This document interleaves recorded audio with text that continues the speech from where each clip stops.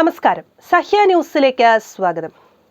കുവൈത്തിലെ മംഗഫിലുണ്ടായ തീപിടുത്ത ദുരന്തത്തിന്റെ ഉത്തരവാദിത്തത്തിൽ നിന്ന് ഒഴിഞ്ഞുമാറില്ലെന്ന് NBDC director KG Abraham.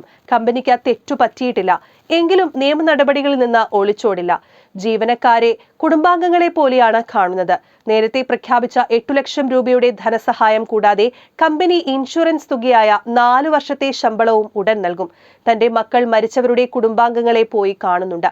കേരളത്തിന് പുറമെ ചെന്നൈ, കർണാടക, ഉത്തർപ്രദേശ് എന്നിവിടങ്ങളിലെല്ലാം മരിച്ച ഓരോരുത്തരുടെയും കുടുംബത്തെ സന്ദർശിക്കും. അവർക്ക് സാമ്പത്തിക സംരക്ഷണവും എല്ലാ പിന്തുണയും ഉറപ്പു നൽകും. ജോലി ആവശ്യമുള്ളവർക്ക് അത് നൽകും.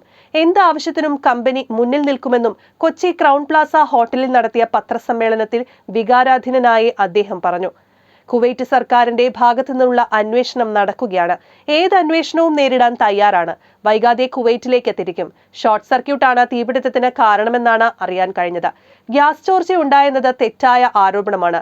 കുവൈറ്റ് ഇന്ത്യൻ സർക്കാരുകളും 2 എംബസികളും അവസരത്തിനൊത്ത ഉണർന്നു പ്രവർത്തിച്ചു.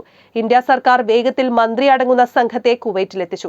ഇതാണ് നടപടിക്രമങ്ങൾ വേഗത്തിലാക്കാൻ വഴിയൊരുക്കിയത്. തിരുവനന്തപുരത്ത് വെച്ചാണ് ദുരന്ത വിവരം അറിയുന്നത്. മറ്റു യാത്രകൾ ഒഴിവാക്കി തിരുവല്ലയിലെ വീട്ടിലായിരുന്നു. അപകട വിവരം അറിഞ്ഞതോടെ രക്തസമ്മർദ്ദവും പ്രമേഹവും വർദ്ധിച്ചു. ആശുപത്രിയിൽ ചികിത്സ തേടിയതിനെ ഒളിച്ചുപോയെന്ന് പ്രചരിപ്പിച്ചു. ഇതും തന്നെ തളർത്തി. ഏത് അന്വേഷണവും നേരിടാൻ തയ്യാറാണ്. സെൻട്രലൈസ്ഡ് AC സംവിധാനമുള്ള കെട്ടിടം കമ്പനി ലീസിനെടുത്തതാണ്.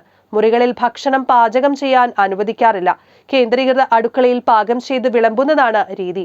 ഷോർട്ട് സർക്യൂട്ട് എങ്ങനെയുണ്ടായി എന്ന് അന്വേഷിക്കുകയാണ്. സെക്യൂരിറ്റി ജീവനക്കാരനെ അടക്കം 2 പേരെ അറസ്റ്റ് ചെയ്യുകയും പിന്നീട് വിട്ടയക്കുകയും ചെയ്തു. 196 പേരാണ് കെട്ടിടത്തിലെ താമസക്കാർ. 20 പേർ രാത്രി ഡ്യൂട്ടിക്ക് പോയിരുന്നു. പുലർച്ചെ 3:30 ദുരന്തമുണ്ടാകുമ്പോൾ 176 പേർ കെട്ടിടത്തിൽ ഉണ്ടായിരുന്നു. 49 പേർ മരിച്ചു. 127 പേരെ രക്ഷപ്പെടുത്തി. ഇതിൽ 31 പേർ പരിക്കുകളോടെ ആശുപത്രിയിലാണെന്നും എബ്രഹാം പറഞ്ഞു. News desk, Sahya news.